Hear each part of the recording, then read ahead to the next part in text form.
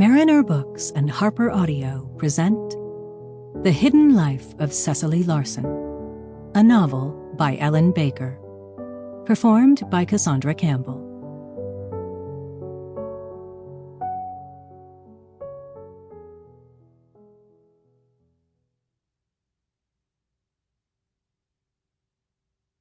To my mom and dad.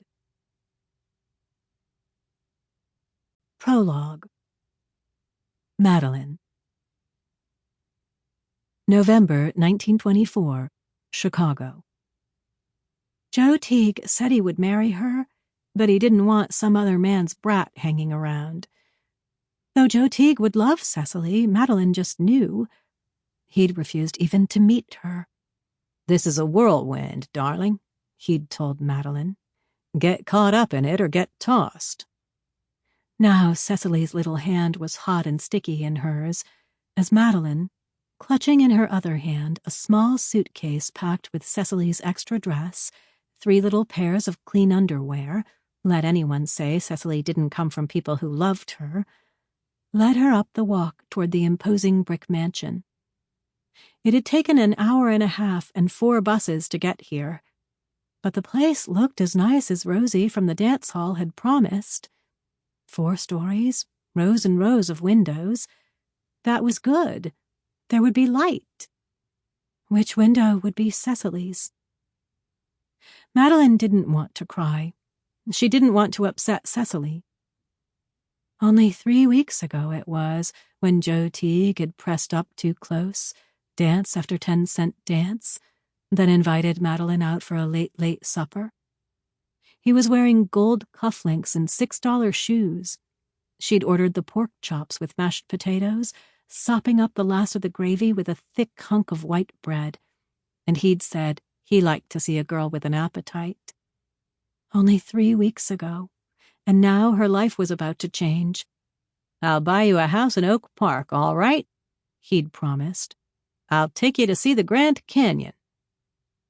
Madeline was 22 years old, and every day she was aware her looks wouldn't last forever.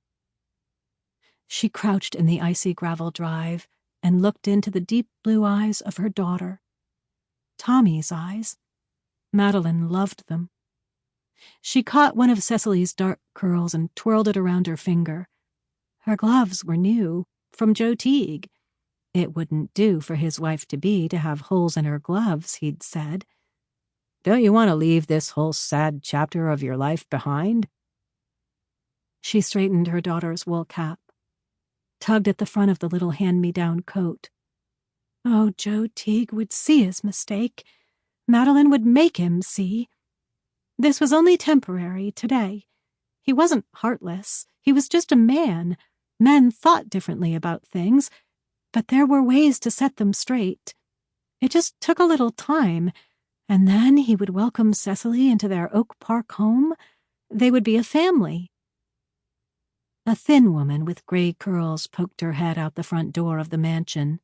"May I help you?" Madeline stood, alarmed, though she shouldn't have been. She rested her hand on the back of Cecily's head. "Yes, my daughter." The woman's face softened in sympathy. "Come in out of the cold." Madeline led Cecily forward. There were big pillars on either side of the door, tiny octagons of tile forming a pretty pattern on the stoop, a stained glass fleur-de-lis window in the door. A classy place, Madeline thought with satisfaction, though tears streamed down her face. The woman, in a brown sack of a suit, asked Cecily what her name was, and Cecily told her. My husband died," Madeline said. She had never been in such a soaring room before. Marble columns, a wide staircase that started in the middle of the room and split at a landing to go up in 2 directions. She had never felt so small. "I can't afford." "We see all sorts of women in your position, ma'am." The woman did not seem unkind. She picked... Sample complete. Ready to continue?